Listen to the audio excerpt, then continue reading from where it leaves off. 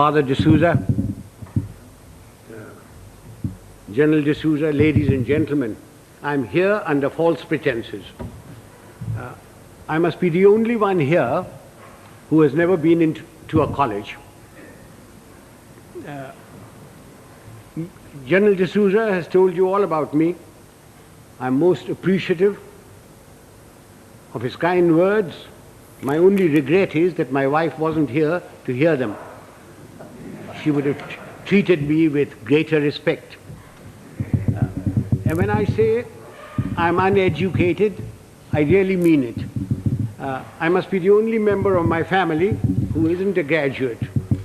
I managed to do my inter-science. I got a 3rd division, mushkil se. Anyway, it's nice being in this hall with all the academics and all the educated people. And I take this opportunity of inaugurating your Silver Jubilee series on leadership.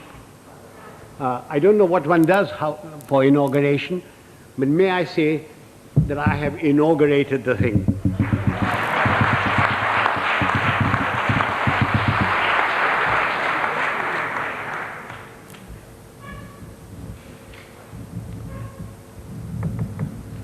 For a long time, I've been watching the scene in India very carefully. Wherever I go, whenever I pick up a newspaper, I find there are shortages. There's a shortage of fuel, there's a shortage of food, there is a shortage of foreign exchange, there is a shortage of housing, shortage of schools, colleges, everywhere. And everybody talks about these shortages. But the one shortage which is responsible for all these shortages is generally glossed over, which is the shortage of leadership.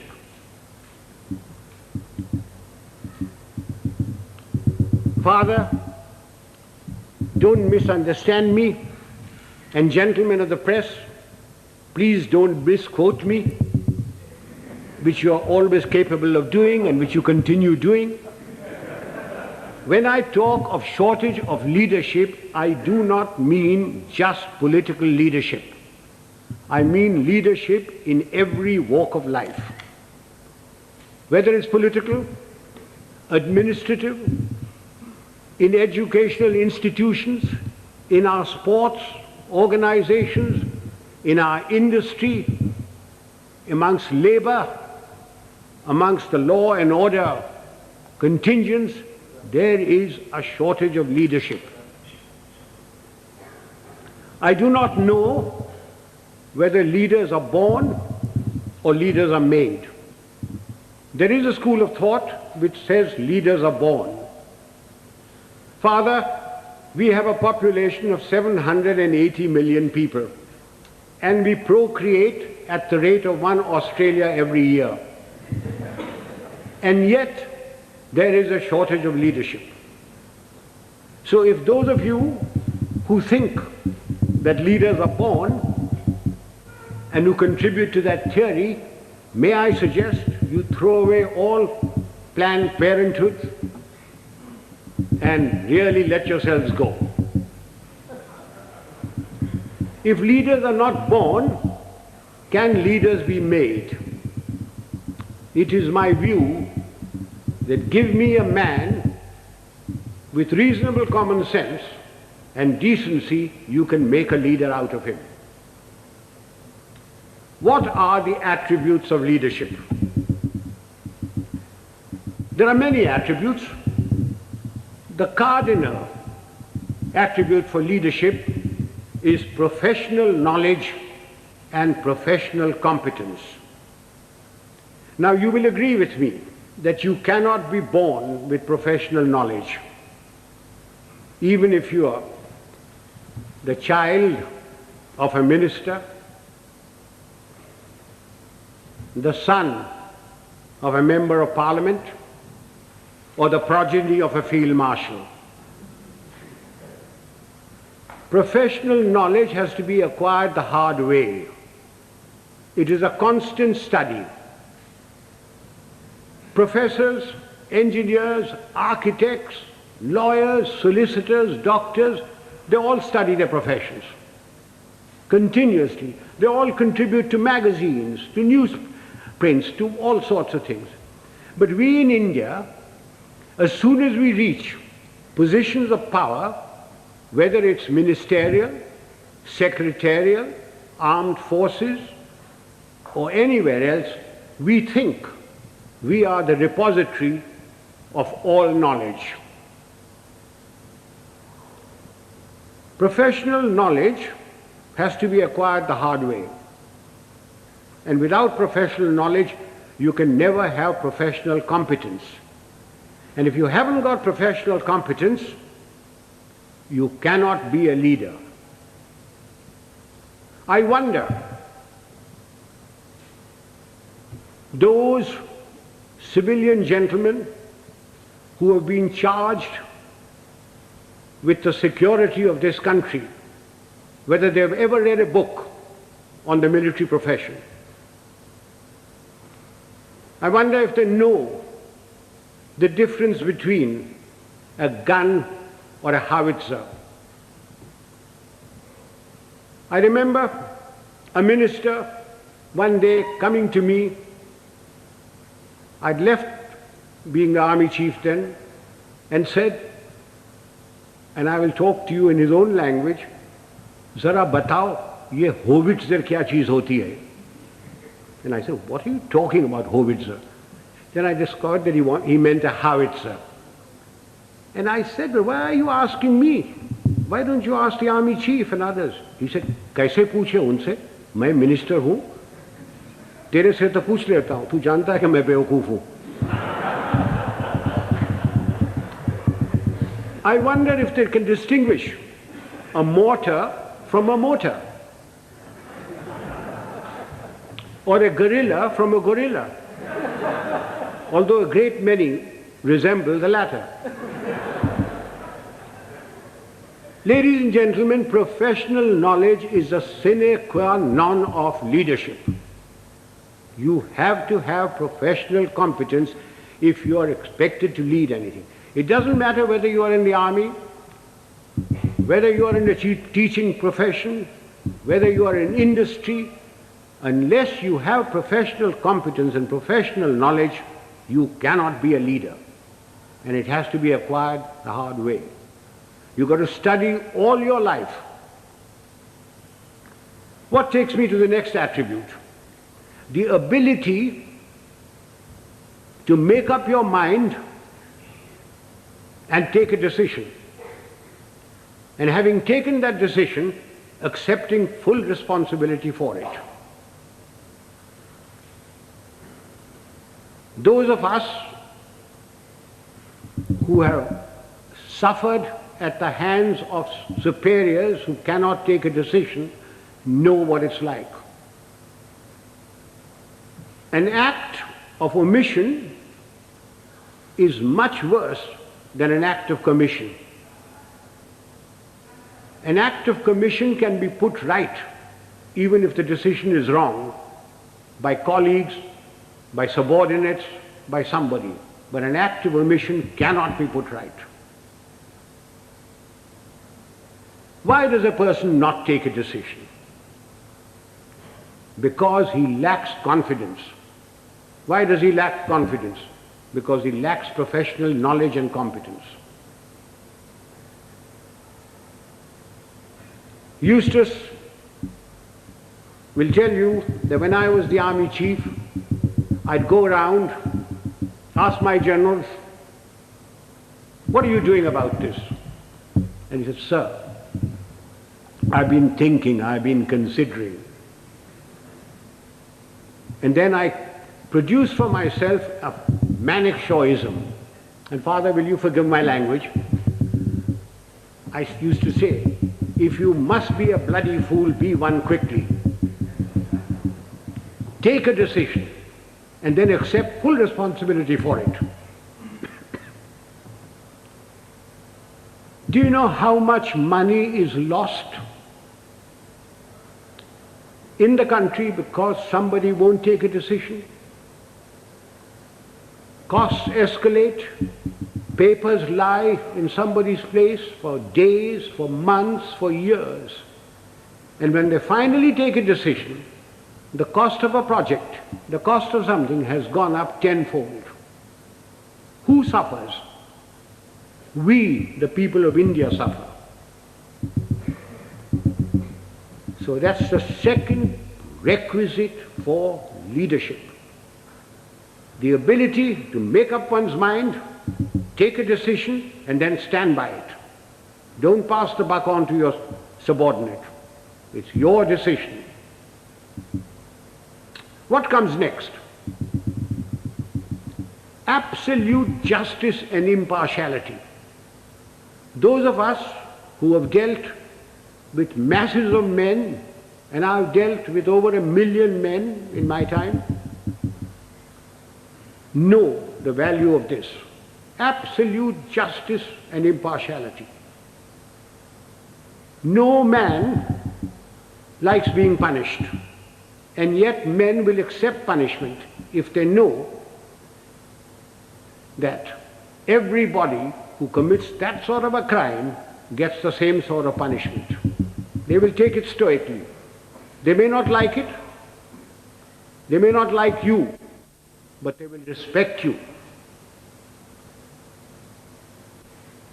No man likes being superseded, and yet people will accept supersession if they know that it's been done fairly and they've been superseded by somebody who's better than them.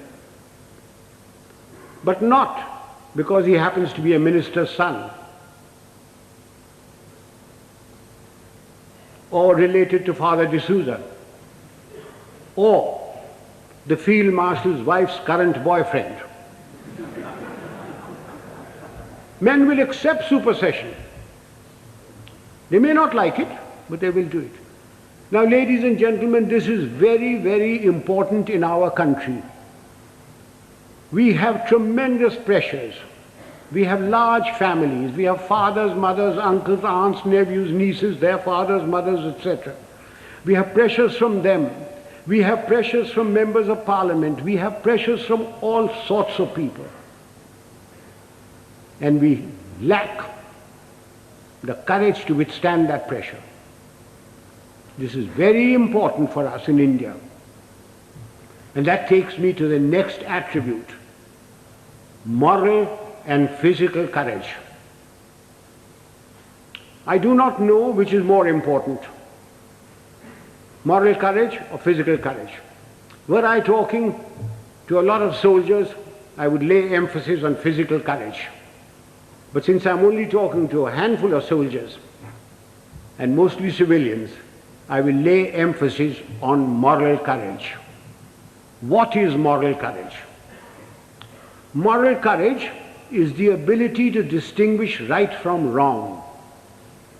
And having distinguished that, you must have the courage to stand up and say your piece, irrespective of what your superior thinks, irrespective of your colleagues, irrespective of your subordinates. You must have the courage to say so. A yes man is a horrible man. He must be shunned. He is a disgrace. He may rise very high. He may become a minister. He may become a field marshal. But he will never, never become a leader. He will be used by his superiors. He will be disliked by his colleagues, and his subordinates have no respect for them. Moral courage is essential. Now, since you wanted to know some examples of moral courage from my past. I will give you a little story. In 1970, when General Yahya Khan put all the pressure on East Pakistan as it was then,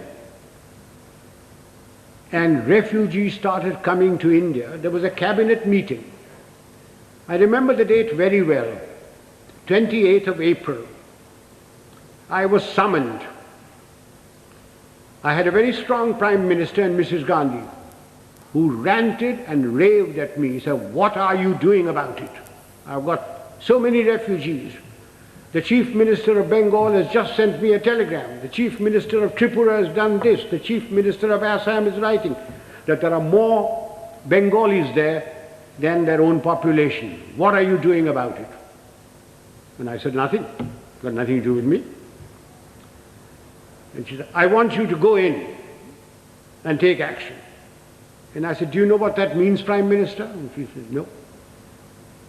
I said, "It means war." And she said, "I don't mind if there's war." So I said, "May I please quote from the Bible, the first book, the first chapter, the first verse? God said, 'Let there be light,' and there was light. And you say, 'Let there be war,' there be war. Are you ready?" I'm not ready. I'm not prepared. It is not the right time to go in. The monsoon will break very shortly, and the whole of East Pakistan will be a swamp. I will not be able to operate. The Air Force will not be able to operate. April is a month when we glean the harvest. And the Agriculture Minister was Mr. Fakhruddin Ali Ahmed. And I said, "I will require every railway wagon, I will require every train, I will require all the road space to move my troops. And you will not be able to move your harvest. And then if there is a famine, don't blame me." And I said, the passes in the Himalayas start opening now, the snow melts. And then if the Chinese give us an ultimatum, I will have to fight on two fronts. And then the External Affairs Minister, a Khalsa, Sardar Swaran Singh, said, "Do you think China will give ultimatum?" And I said, "You are the foreign minister, you tell me." And then my own minister, Jagjeevan Ram, who couldn't call me Sam, who used to call me Sham.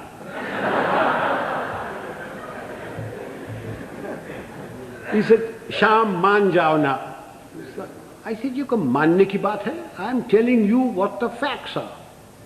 And I said, "If you want me to do this, Prime Minister, I guarantee you 100% defeat. Now, Prime Minister, give me your orders." And there was dead silence. And she turned round and said, "The cabinet will meet at 4 o'clock. This happened at 10:30 in the morning. So, as the cabinet ministers walked out, I being the junior most man there, was the last to go, she said, "Chief, will you stay behind?" So I shut the door and I said, "Prime Minister, before you speak, do you wish me to send in my resignation on grounds of health, mental or physical?" I said, "Oh, sit down." He said, "Everything you told me correct?" I said, "It's my job to fight. It's my job to tell you.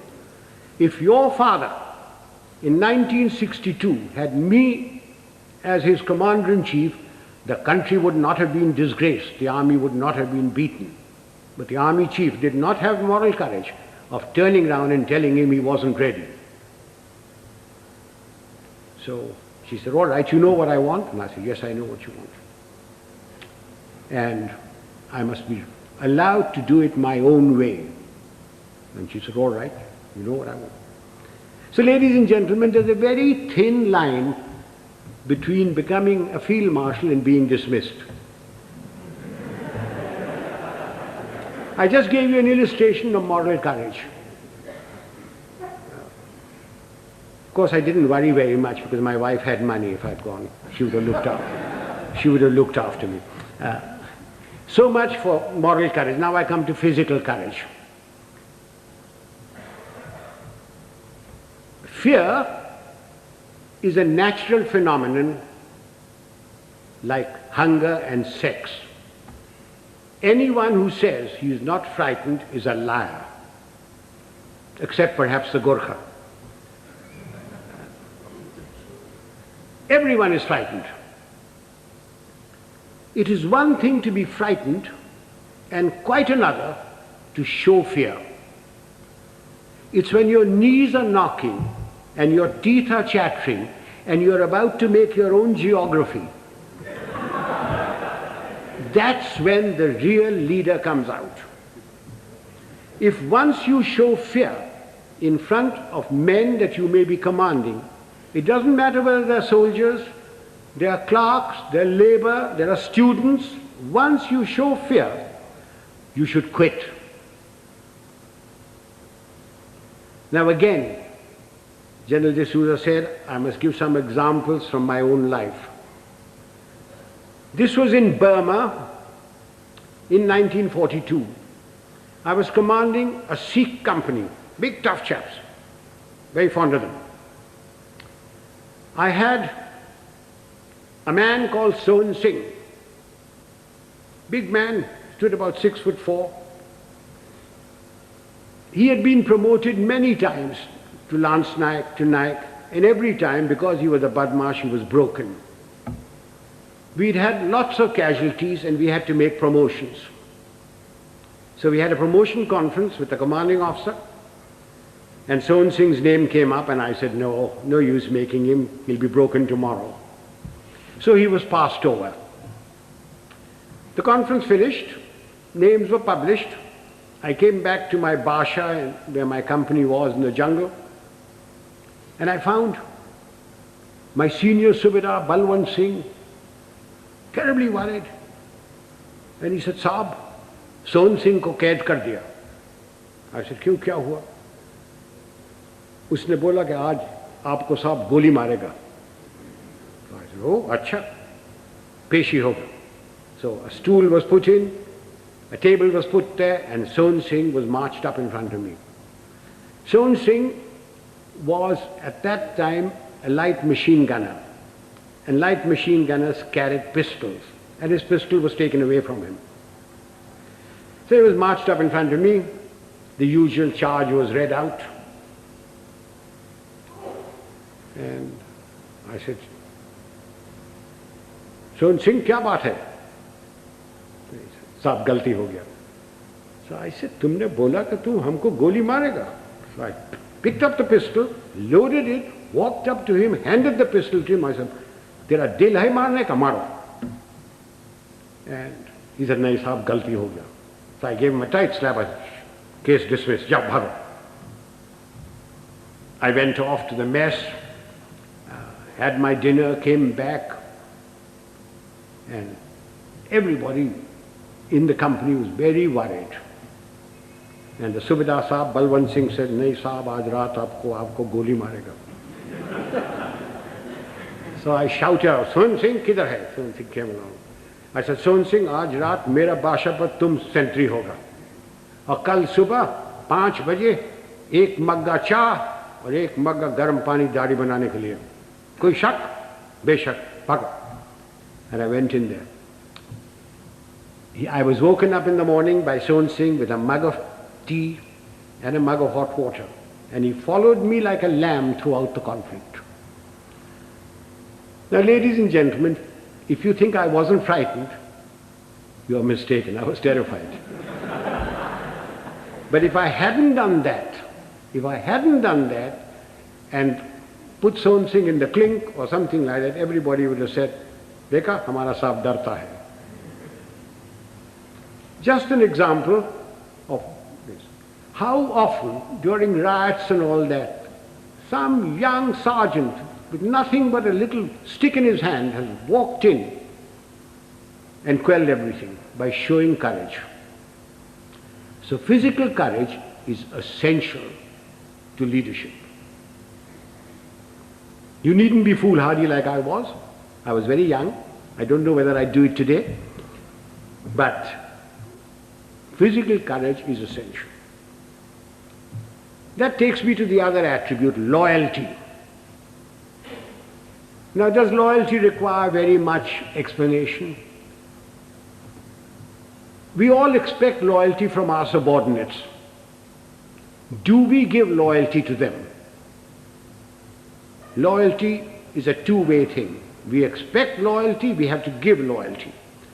Do we give loyalty to our colleagues? So remember that for leadership, you expect loyalty, you've got to give loyalty. Time is running short. There are other attributes. Remember, leadership is nothing else but management of men and resources. Management of men. Men have problems. Men in numbers can be very nasty. And a leader must be able to deal with them very firmly. When people misbehave, like they are misbehaving in Bombay these days, it's no use saying Jai Hind to them. You've got to deal with them very, very firmly. But you must never forget that men have problems. They have human problems. They have problems of debt, of family problems. They get easily despondent. And therefore, the leader must have a human touch. He must have a sense of humor to get them out of their despondency. He must have the gift of the gab. Unfortunately, our leaders have the gift of the gab, but they have no sense of humor. Further, men and women, generally speaking, like their leader to be a bit of a man, a bit of a lad. Take examples from history. Julius Caesar. Julius Caesar, you will agree, he was a great leader. When he came to Rome, the senators used to lock up their wives. Take Napoleon. He had his Josephine and Marie Antoinette and Georgette and Paulette and any number of things. And you will agree he was a great leader. Take the Duke of Wellington. The night before the Battle of Waterloo, in his chambers there were more women of luscious proportions than staff officers. And he was a great leader. Do you know, sir, a thought has just struck me. All these three people that I've talked about had one thing in common. They all had long noses.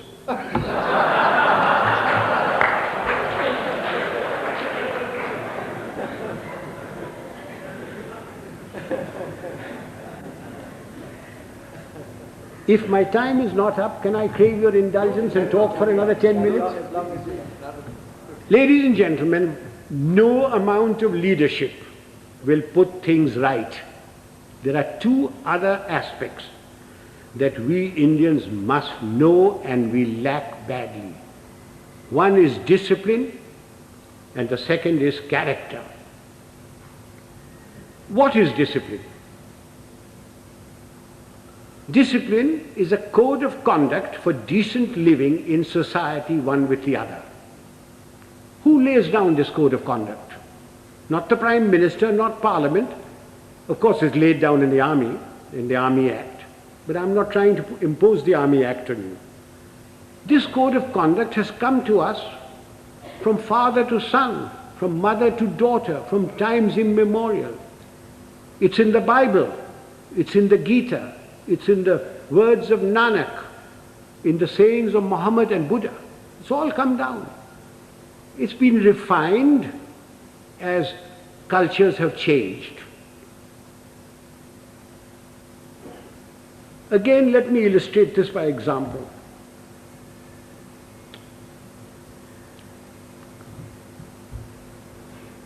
non-punctuality is an act of ill discipline, which is injurious to the state, injurious to its people. Some time ago, sir, I was invited to an university, as also my wife, unlike today.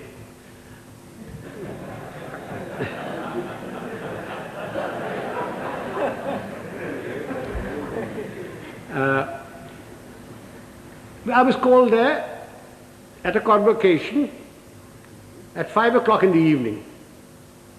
And having been in the army for 50 years, telling the driver, go slow, go fast, arrived there at 5 o'clock in the evening.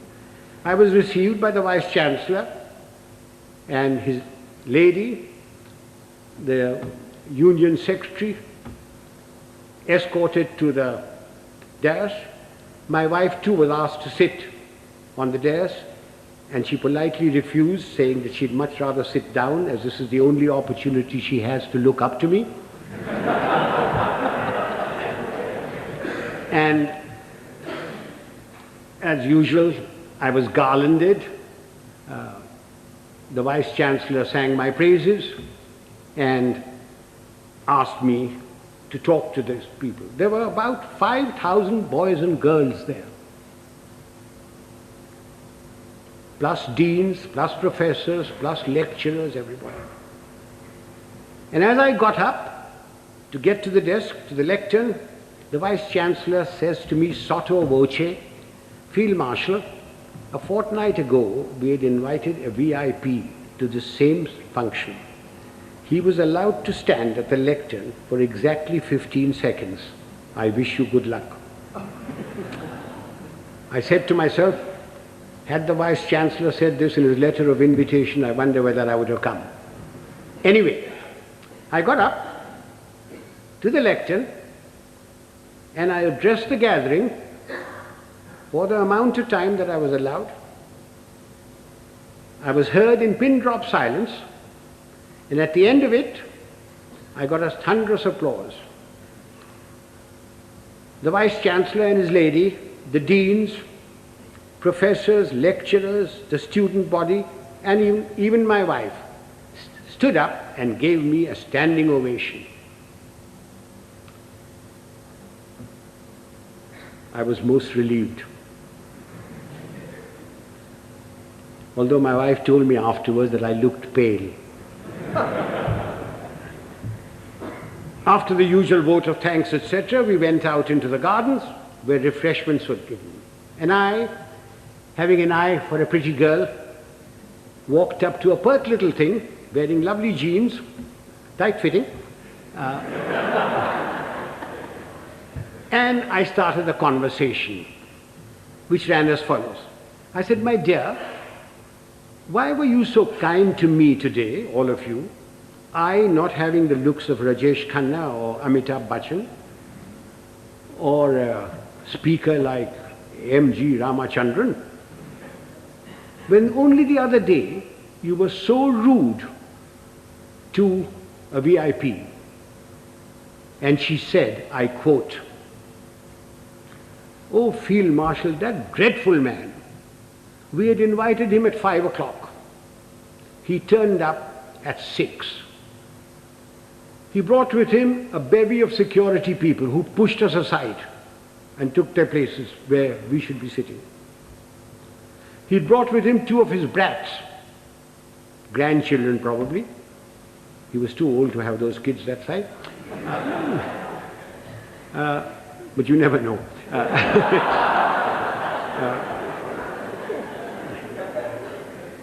He was received by the Vice Chancellor and lady. He was the Union President garlanded him, and he demanded garlands for his 2 brats. The Union President, being very flexible, diverted the garlands for the Vice Chancellor and his lady to these brats. And then the Vice Chancellor sang his praises, saying how fortunate we were that he had come here, that he has done so much for the country, And all the while, this man sat there. He had come unwashed, unshaven, wearing a dhoti, exposing 4/5 of his legs, scratching away. And the Vice-Chancellor said that the worthy had been to jail. When he said that, the girl said, I almost shouted he should be there now. Then the Vice-Chancellor asked him to go to the lectern and to talk to us. So he picked up the lemonade or limca or whatever was there, which belonged to his female offspring, and took a sip, which started a howl. When that subsided, the worthy came to the lectern and said, friends and well-wishers, I have not had time to prepare my speech, but my secretary has written something for me, and he produced a whole heap of paper. He said, without any premeditation, without any thought, we made a stay, very short. I unquote. Sir, I thank my lucky stars that 50 years in the army had made me come on time, that I'd been brought up to shave in the morning and shave in the evening if there was a function, that I had a lounge suit on, and although I have very nice legs, I didn't expose them, that I didn't suffer from itch or eczema to indulge in the scratching of the unmentionable.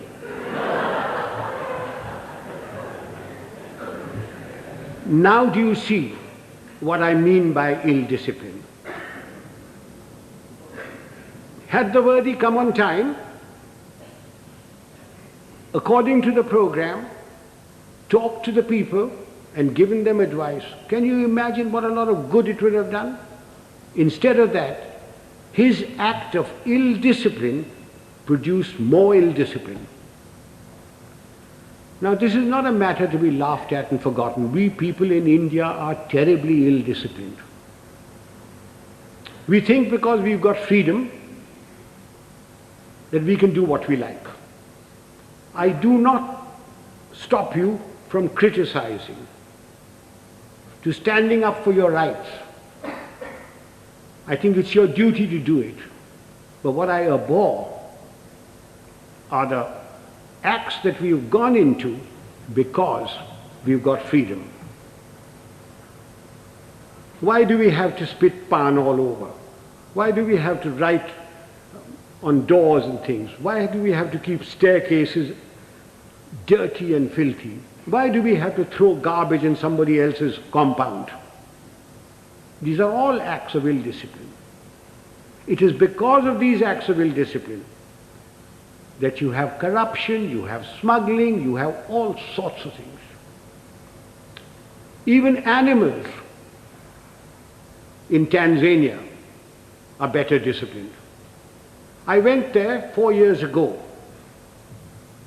and I saw lions, lionesses, zebras, etc. They were all so disciplined. If the lion wanted to do his stuff, he went behind cover. He didn't spit. I came back from Tanzania. I arrived at Bombay airport. I cleared my baggage, and as I was walking out, there was a big, fat slob of a man who squirted damn pan on my trousers. And when I gave him a tight kick, he was most indignant. He didn't think he'd done any wrong. Why? Why do we tolerate it? So much for discipline. So everybody's been extremely well disciplined so far. Will you give me your indulgence for just another few minutes? I said character. By character, I don't mean the sort of thing which the father will preach to you. Of course you must be honest. Of course you must be truthful. Of course you mustn't covet thy neighbor's wife. Not when father is listening. Of course you mustn't. All that is part of character. But I mean something bigger. It's knowing yourself, knowing what you really are. Unfortunately, we lack that sort of character. And what little we have is denuded by our fans, by the sycophants around us, by the hangers-on. Again, let me illustrate this by an example. Some years ago, Hollywood produced a picture of the great violinist and composer Paganini. And they got a very handsome actor, tall, good actor, who had some knowledge of the violin, to take the part of Paganini. And he was drilled to perfection, so that when that little cadenza was played and screened, the critics raved over it, raved at the movement of his fingers and of his bow. And this man's fans, sycophants, hangers-on, went on telling him that he was greater than Menuhin, greater than Heifetz, greater than Chrysler. And the man started believing it.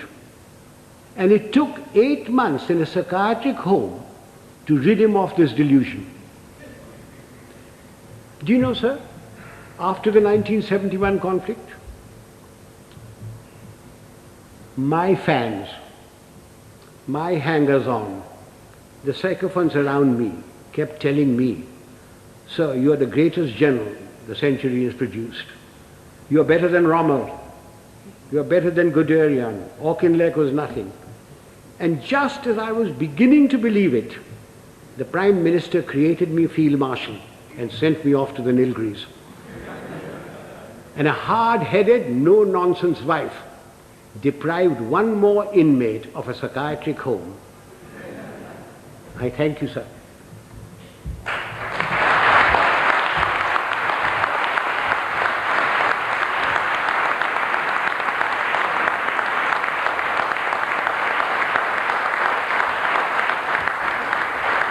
Ladies and gentlemen, I'm at your mercy. You can ask me any question you like, personal, pertinent, or impertinent. I'm getting deaf, so you'll have to come nearer me. Punctuality is very essential for this engagement was announced at 6:30. You're quite right, sir. I was ready. I was told I was going to be picked up at 6 o'clock. I was ready, waiting. In fact, the people who organized the function came up to me. Just came out of my bath and said, "General D'Souza says, please do not come before 6:45.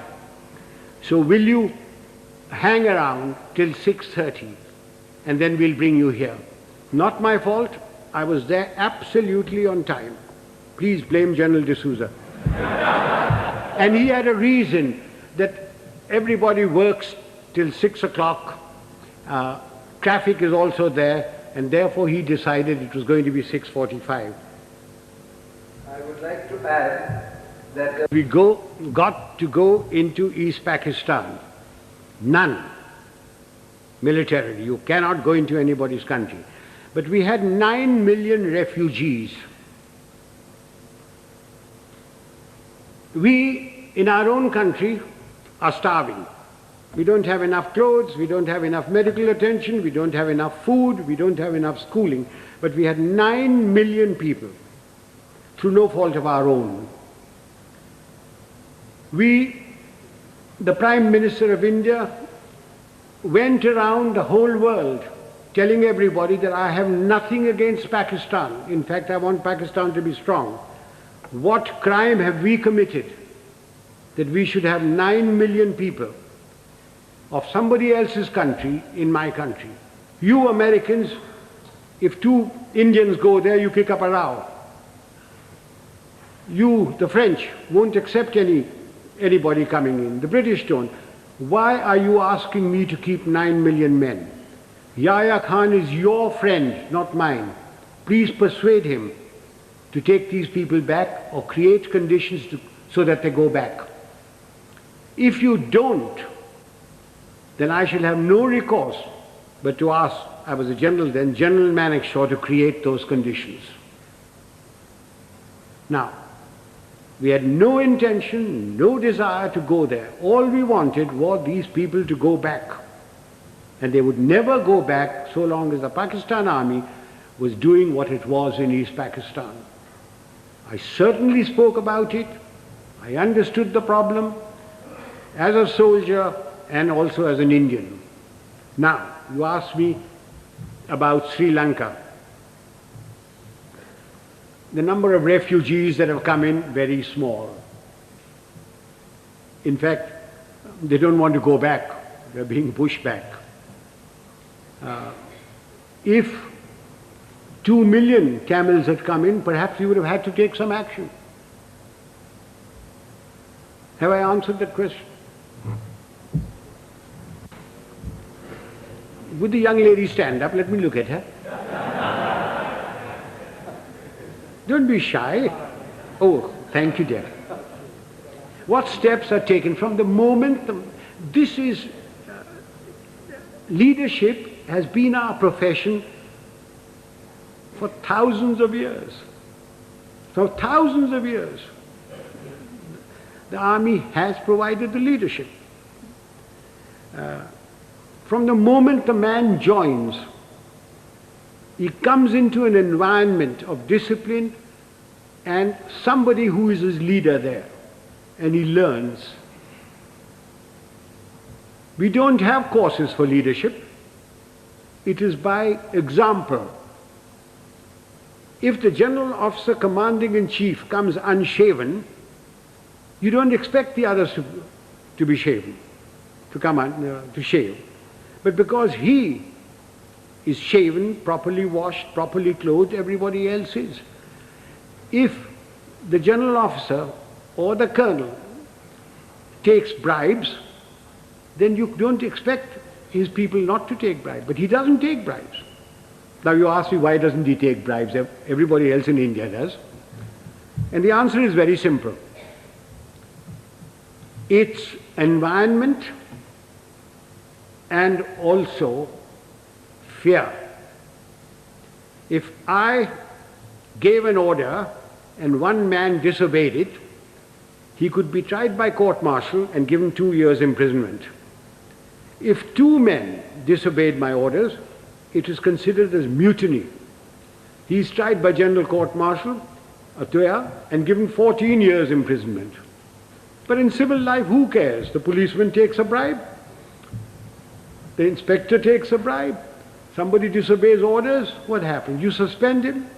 He gets a writ petition by paying 25 rupees to any wakil. His case drags on. Eventually he is reinstated, probably gets promotion. But in the case of the army, there's an environment from the moment he joins, plus fear. There is great fear.